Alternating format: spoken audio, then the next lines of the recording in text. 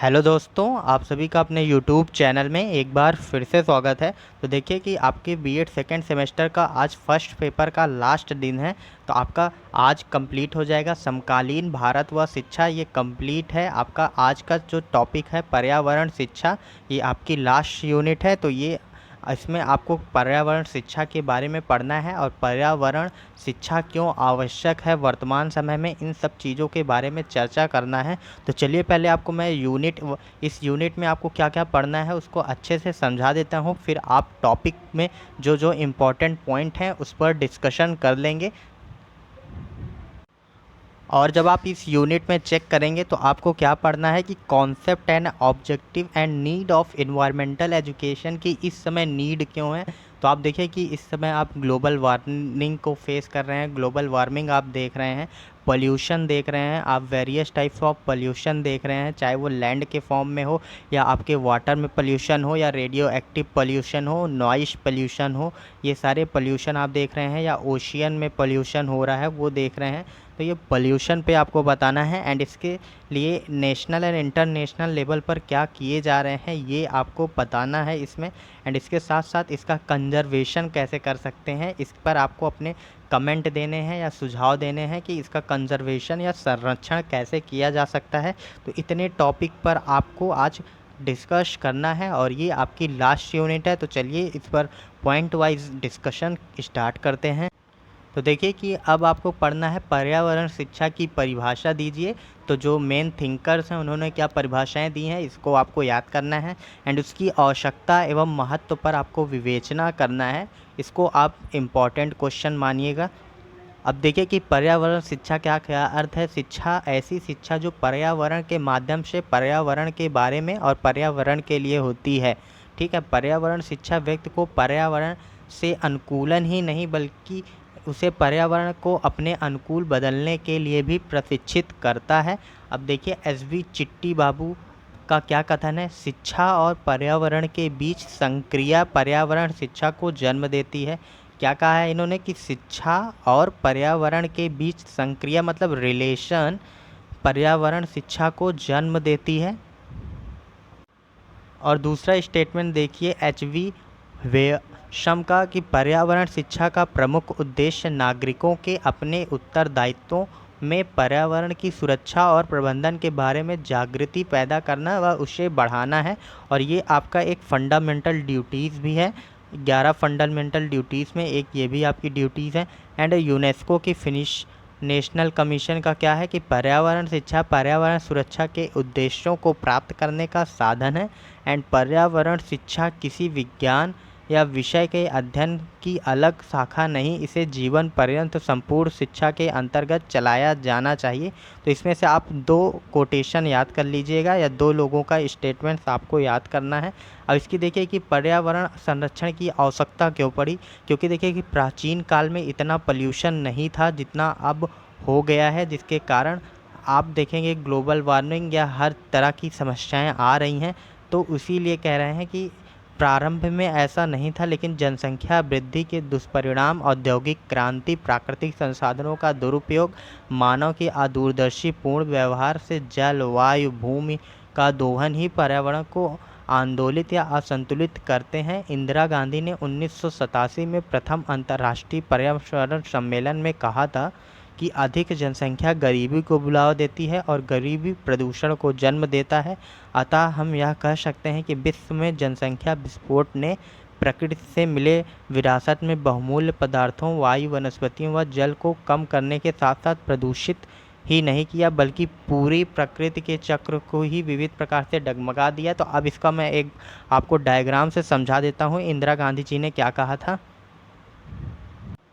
तो देखिए कि जैसे ये पॉपुलेशन है, अगर ये पॉपुलेशन आपकी हाई हो गई तो क्या होगा, पॉपुलेशन हुई तो इसके लिए लोगों के लिए आपको नीड भी आवश्यकता भी होगी, खाने की आवश्यकता होगी, रहने की आवश्यकता होगी। तो इससे क्या होगा, जो साधन कम है तो उनके अंदर पावर्टी आएगी। अगर पावर्टी आई तो पावर्टी से क्या होगा कि आपको बेहतर मतलब क्वालिटी एजुकेशन नहीं मिल पाएगा। जब आपका क्वालिटी एजुकेशन नहीं होगा तो आप अनस्किल्ड लेबर होंगे। अनस्किल्ड लेबर जब हो जाएंगे तो क्या होगा, अनस्किल्ड लेबर हैं तो आपको अनएम्प्लॉयमेंट का सामना करना पड़ेगा। जब आप अनएम्प्लॉयमेंट रहेगा तो आपके पास इनकम सोर्स कम होंगे तो आपकी लिवलीहुड भी प्रभावित होगी और इस प्रकार फिर आप पॉवर्टी के चक्कर में चलते रहेंगे और ये पॉवर्टी का साइकिल चलता रहेगा। तो इससे बचने के लिए सबसे मेन उपाय यही है कि पॉपुलेशन जितनी कम होती जाएगी उतना रिसोर्सेज पर प्रेशर कम हो जाएगा, तो आपका पर्यावरण भी स्वच्छ हो जाएगा। और यही आगे फिर पूरा डिटेल से बताया गया है कि पेड़ पौधे काटे जा रहे हैं, औद्योगिक क्रांति हुई है, जनसंख्या की जिस गति से वृद्धि हो रही है, ये सारी चीज़ें चिंताजनक हैं और इसी कारण आपका पर्यावरण शिक्षा आवश्यक हो गया है। तो ये ध्यान रखिएगा, आपका ये क्वेश्चन कंप्लीट हो जाता है। आप जो मैंने डायग्राम्स बताए वो ज़रूर बनाइएगा। एंड ये आप लिख सकते हैं कि सभी पर्यावरण शिक्षा से ही संभव है, अतः पर्यावरण शिक्षा इस समय की आवश्यकता है। अब आपको पर्यावरण शिक्षा का अर्थ और परिभाषा देनी है, उसके साथ साथ इसकी विशेषताओं का वर्णन करना है। तो पर्यावरण शिक्षा का अर्थ और परिभाषा आपने पीछे पढ़ लिया है, वहीं पर आपको फिर लिखना है। जैसे एससी चिट्टी बाबू ने क्या कहा है कि शिक्षा और पर्यावरण के बीच संक्रिया पर्यावरण शिक्षा को जन्म देती है। एंड यूनेस्को का फिनिशल नेशनल कमीशन ने क्या कहा है, सेम वही है, आपको फिर से पढ़ने की ज़रूरत नहीं है, इसको आप पढ़ लीजिए।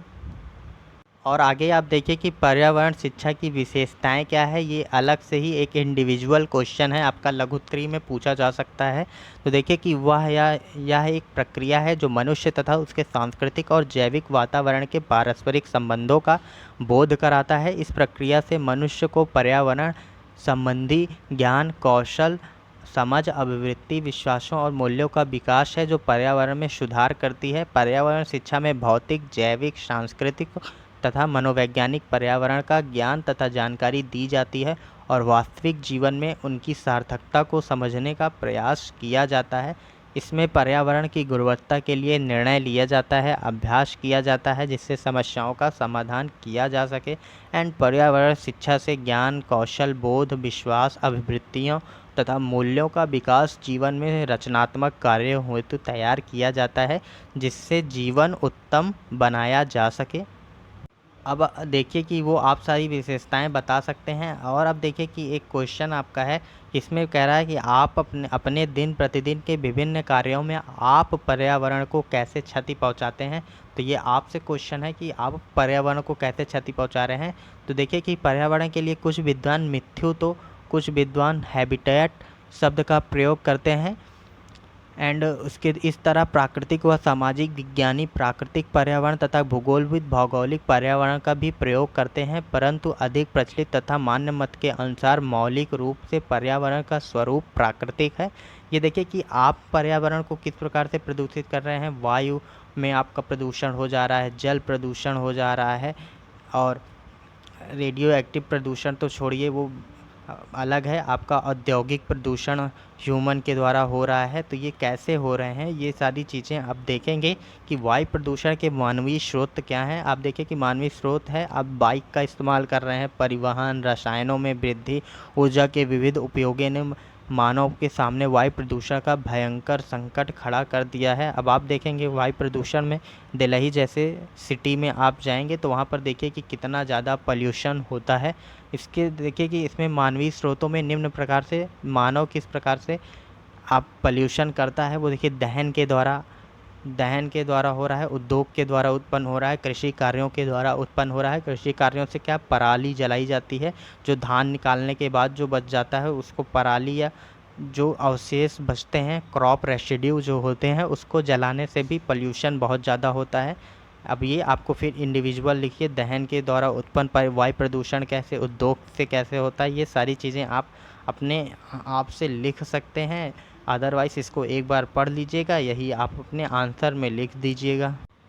और अब देखिए कि जल प्रदूषण के मानवीय स्रोत। जल प्रदूषण में घरेलू बहिस्राव, वाहित मल एंड औद्योगिक बहिस्राव, कृषि बहिस्राव, रेडियोधर्मी अवशिष्ट, तापीय प्रदूषण, तेल प्रदूषण। अब देखिए कि ये सारी चीज़ें भी आपका वाटर को पोल्यूट करते हैं। घरेलू बहिस्राव या मतलब देखिए सड़े हुए फल सब्जियां, रसोई से निकली राख, घर के कपड़े तथा अपमार्जक प्रमुख हैं, ये जल को प्रदूषित कर रहे हैं।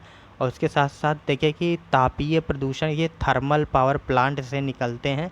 तो ये कैसे तापीय प्रदूषण में आप लिख सकते हैं कि जो जैसे बिजली जो बनाई जाती है वह वाटर को गर्म करके बनाई जाती है। तो जब बिजली बन जाती है तो इसके बाद ये गर्म पानी ही आपका छोड़ दिया जाता है, नदियों में चला जाता है। तो गर्म पानी क्या करता है कि ऑक्सीजन को वाटर से रिलीफ कर मतलब छोड़ देता है। तो ऑक्सीजन जब जल में कम हो जाता है तो बायोलॉजिकल ऑक्सीजन डिमांड बढ़ जाती है, जिसके कारण उसमें रहने वाले जीव जंतुओं को सांस लेने में समस्या होने लगती है। तो ये आपका बायोलॉजिकल ऑक्सीजन डिमांड बढ़ा देता है थर्मल पावर प्लांट से जो गर्म पानी निकलता है। और तेल का प्रदूषण तो समुद्र में जल का रिसाव होता है, ये आपको पता ही होगा।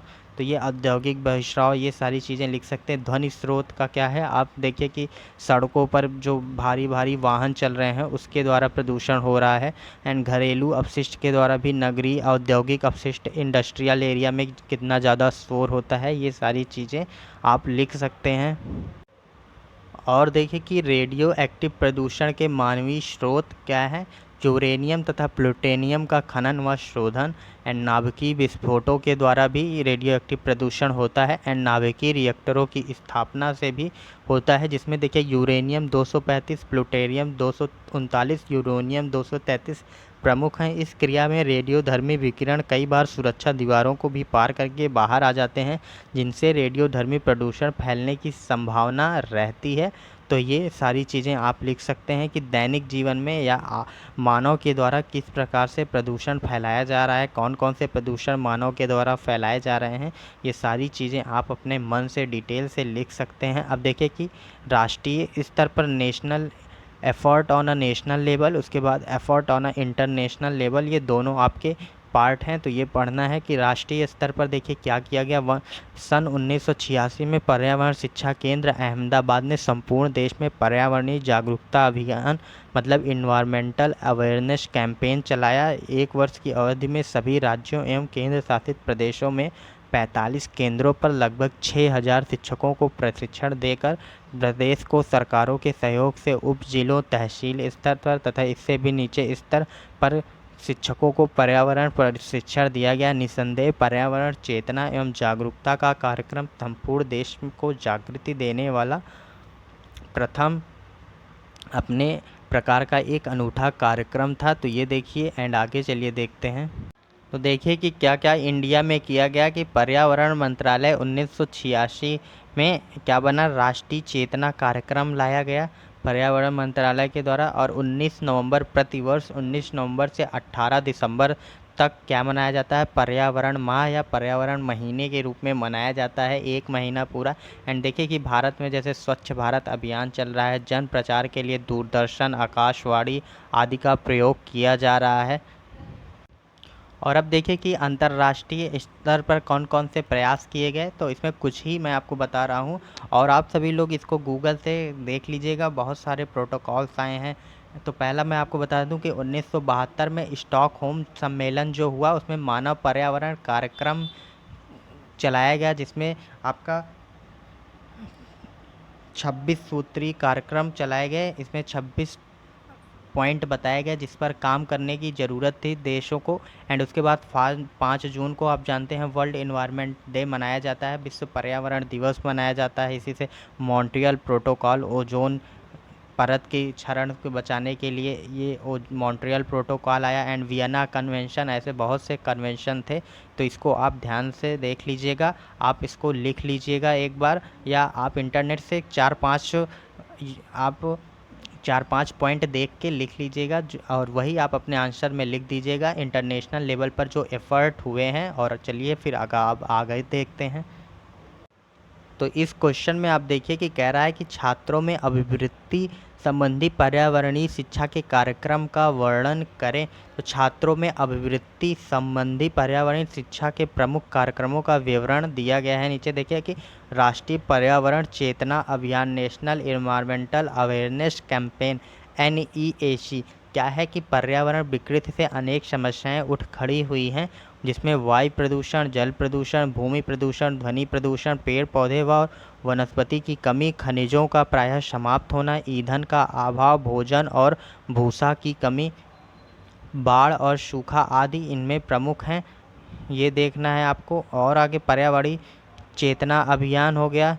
एंड इसमें देखिए कि कह रहा है कि औद्योगिक क्रांति के कारण उद्योग में निकलने वाले धुएं और अवशिष्टों का अनियंत्रित निकास एंड निरंतर बढ़ती जनसंख्या से प्राकृतिक संसाधनों का अधिक दोहन, पर्यावरण असंतुलन के कारणों से जानकारी रखते हुए ही जनमानस का उनसे अलगाव, प्राकृतिक नियमों की अवहेलना और उपेक्षा। और दूसरा पॉइंट देखिए कि आपका पर्यावरण वाहिनी है, तो इसमें केंद्रीय पर्यावरण विभाग के द्वारा ये नया कार्यक्रम आपका 1992-93 से ही प्रारंभ किया गया, जिसके प्रमुख पहलू निम्न हैं। वन, वन्यजीव प्रदूषण तथा पर्यावरणीय ह्रास के संबंध में गैर कानूनी किए जा रहे कार्यों की सूचना देना, सक्रिय भागीदारी से जनता में पर्यावरण के प्रति चेतना तथा उनकी संबद्धता उत्पन्न करना, एंड शुद्ध वायु और जल की गुणवत्ता का वहन, प्रदूषण का विश्लेषण व मॉनिटरिंग करना, एंड आपका वनीकरण और पौधे में जीवित रहने के संदर्भ में पूरी जानकारी उपलब्ध कराना। ये सारे पॉइंट आप लिखेंगे पर्यावरणीय वाहिनी में। एंड इसके साथ साथ माध्यमिक विद्यालयों में पर्यावरणीय अनुस्थापना कार्यक्रम क्या है, environmental orientation programme in secondary school, मतलब 1972 में स्वीडन में संयुक्त राष्ट्र संघ द्वारा मानव पर्यावरण पर आयोजित अंतर्राष्ट्रीय कॉन्फ्रेंस में विश्व के अनेक राष्ट्रों के बीच पर्यावरण के विभिन्न पहलुओं पर विशद चर्चा हुई, जिस पर देखिए कि क्या कह रहा है कि पर्यावरण असंतुलन तथा पर्यावरण विकृति से विश्व को बचाने हेतु कई सुझाव प्रस्तुत किए गए थे एंड स्वीकार भी किए गए। इसके बाद विविध आयामों पर अनेक क्षेत्रीय स्तर पर कॉन्फ्रेंस आयोजित की गई और इस बात पर सदैव बल दिया गया कि पर्यावरण शिक्षा को हर स्तर पर चलाया जाए।